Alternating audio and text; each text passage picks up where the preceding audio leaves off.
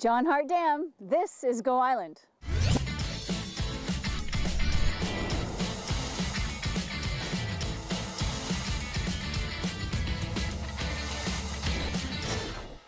I'm Mary Ruth.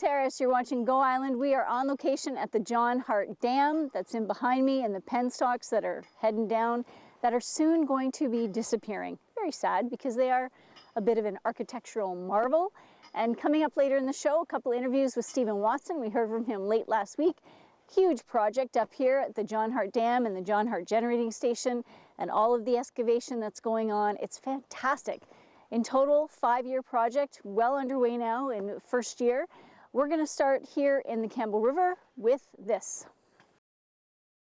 In 1946, that bridge was constructed over top of the penstocks, which run the water all the way out and down to, of course, Campbell River, the city of Campbell River, district of Strathcona. Behind me is where they have done all the excavating since January to create a place for a new bridge, and this is going to close as of April, and it's going to be closed for 3 years. So please be aware of that. Coming up shortly, Stephen Watson will talk a little bit about that and what's going on behind us. And now we're going to head down to the Comox Valley for this.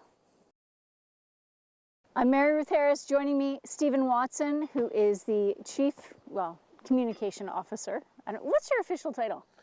Communications lead. Communications. There you go. There you go. For BC Hydro, for this entire project that is going to be going on for a total of 5 years. Now, behind us is the penstocks, and to my left is the 1946 bridge that connects Brewster Road from one side of the dam to the other.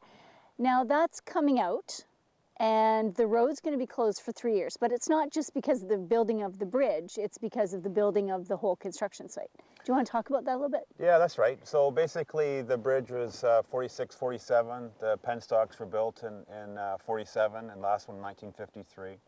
And so there's weight restrictions to this bridge, so we're going to move and create a construction bridge. It's temporary.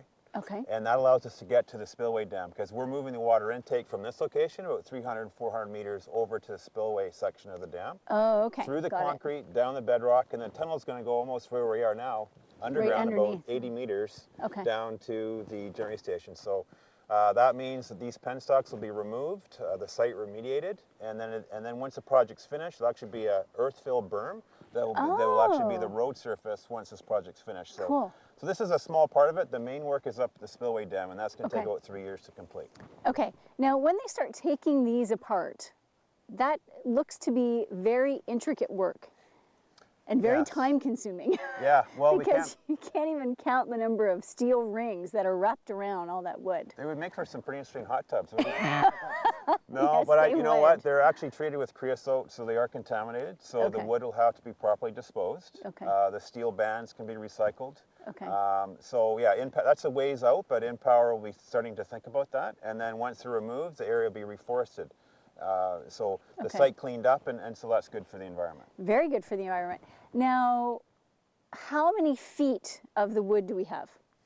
Well, it's about 1.8 kilometers from the dam down to the existing generating station. Okay. And of that, 1.1 kilometers is wood stave. We call them low pressure because you can see there's very little elevation change. Right. It transitions to steel where the pressure goes down more sharply to the generating station, where we get the head pressure that spin the turbines to create that electricity. So, yeah. All right, and so those steel will also be taken out? The steel will be removed too and recycled, absolutely. And 2 of the 3 surge towers will be removed. They're steel, they'll be recycled. So, what's really interesting is that 3 years from now, none of this is going to be here, and it's not going to look like this at all. Well, I mean, the plan right now, and things are tracking on schedule to have the new facility commissioned in the fall of 2018. And so then we'll go to removing these facilities early 2019 probably. All right, we're going to take a short break. We will be right back.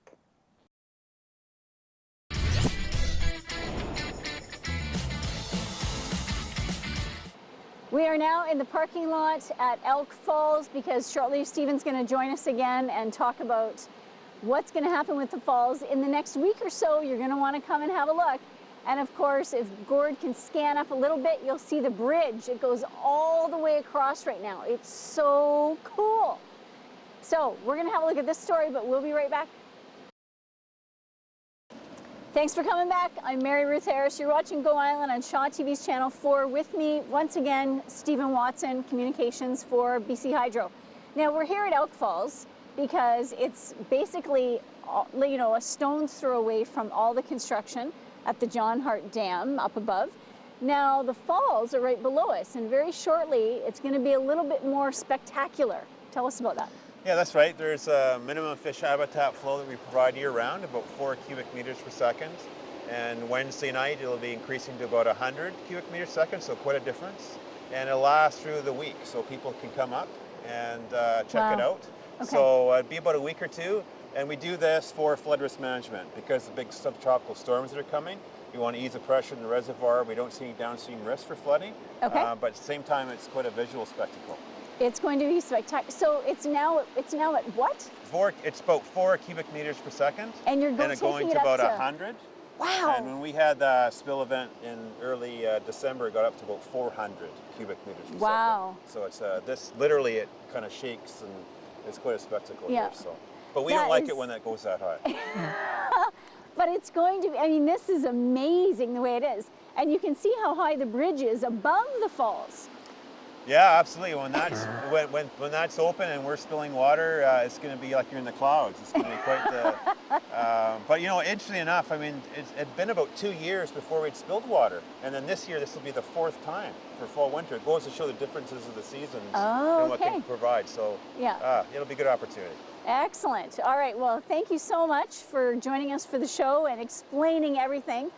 Now, Stephen is going to stay with us because now we're going to leave here. Well, we're going to take a short break, but during that break, we're going to go up to the Interpretive Center, and then we're going to chat one more time just briefly, so don't go away.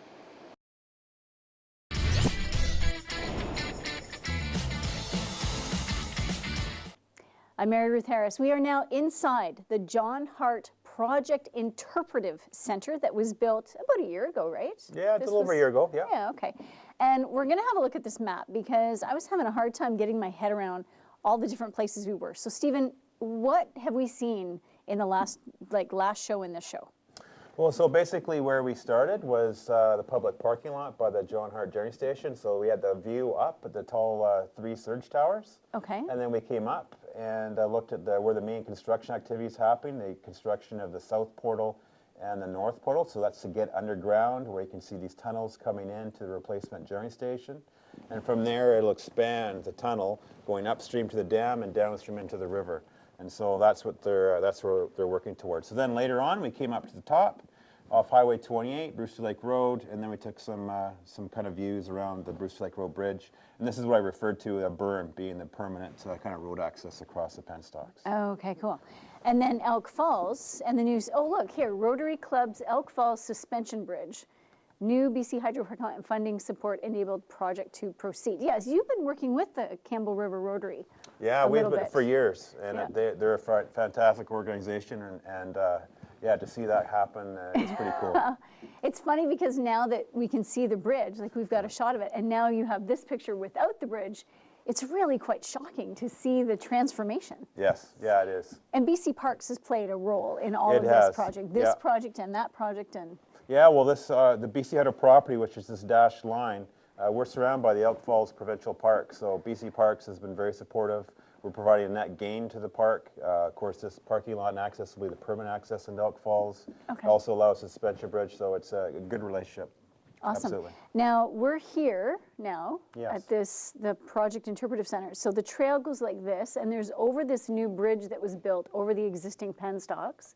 So that's permanent? That's going to stay? That's right. Okay, and then the trail comes up like this, and there's stairs that go somewhere in here down to the Elk Falls Bridge, the new suspension bridge, which it'll be open in a couple of months. Are you going to go? Yeah, I'm looking forward to it. I might get Laurie Busa to go first, and then I'll follow him. That's what he said to me, too. He goes, no, you go first. And I did. I had a great time. You can see that on our YouTube channel. They had me all rigged up in a full body harness, and I went halfway across when it was only halfway finished. Yeah. Very cool. Good for you. All All right, so what's the big benchmark for you guys, the next one? Well, we're into the tunnel, so basically it's through to about 2016. It's excavating all this rock. Okay. And, you know, we talked about the road closure, so the main reason for that is to build, we're shifting the water intake from here over to the concrete spillway dam. So install a coffer dam that allows us to do the work into the dry, get through the concrete dam, underground, and then in from there. So a lot of work here for the next 3 years, and of course the whole project through 2018. So okay. It's getting fun now. All right, it is getting fun. All right, thank you so much for all your time. Really appreciate that. We're going to have a look at this next story, but we'll be right back. I'm Mary Ruth Harris. Thank you so much for staying with us for this show. This has really been interesting. Now, the week of the 16th, we're actually going to get, the media is actually going to get access to the tunnel, to the edge of the tunnel, to be able to see some of the stuff that's going on. But what's great is that they've taken these pictures and put them on great big boards here at the John Hart Project Interpretive Center for the general public to come and see. That would be you. So you can come any Tuesday, Thursday, or Saturday, come here to the center, and they have the entire history on big boards. They have the current work on big boards, and they have a TV, a touchscreen TV with videos that you can watch that can tell you all about the project and what's going to unfold between now and 2018. So thank you so much for watching. Make sure you get to the Courtenay City website to vote and nominate for your favorite Citizen of the Year, because they are going to nominate Citizen of the Century, Citizens of the Century. They're going to nominate over 100, and they are not putting a cap on it because, of course, they are celebrating their 100th birthday. Have a fabulous week, and we'll see you in a couple of days.